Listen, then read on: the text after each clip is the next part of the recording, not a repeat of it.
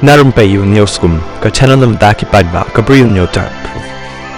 Presiden yang Meghalaya Pradesh Congress Committee MPCC uba Vincent H. Pala uloong, badan kinong mikhamat kiba perkhat tang yaladi, badan kiba perkhat tang ikasan snem, badan ru kinong mikhamat kiba perkhat nakabanta ka ribat ka jaben riu, nagi padba, hikin sa ay ka jubam. Ya kanina kaliang jong ba Vincent H. Pala, ula kren ha ka jingalang pensyat padba, halo ka jing pet seng jong kilay ngut MLA na ka Congress, balapan long na ka Nongstoy Block Congress Committee NBCC, hakasing thoding ha Market Complex Nongstoy.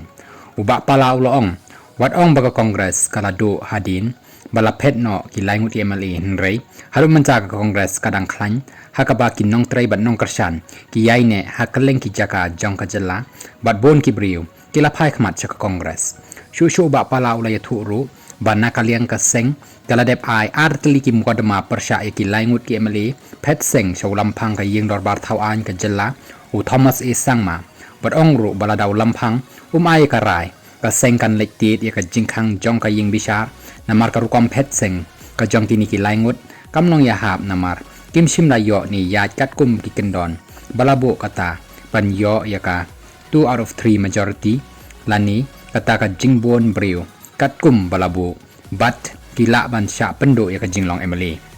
Uniw nang yalam ka Congress, uloong baki ba kim day bandu jingkermen, namar, kalaban wan ka election MLA siteng samoy. Nakaliang jong ba Ronnie V. Lingdo MLA balasa tang marway jong ka Congress habakren hakateka jingalang wala terteng e ikilangut ki MLA pet seng jong ka Congress nakabaong baka jing pet seng jong kita kilangut ki MLA kadai ka balaya suboj bat ka BJP nakabentaban pentlot ya ka Congress uba Ronnie ulaong ka jingyale jong ni kipat ba menta kamdai bat ki seng tit lani ki seng rit hapo kani ka jalla jong ni henrei ka jingya khun ka long bet persya ka BJP ka badai ka seng ka batmu ban pen kalai ki riti sensyar jong kari ban yo sensyar dan bo daki an ki balong persya ka mon jong pat ba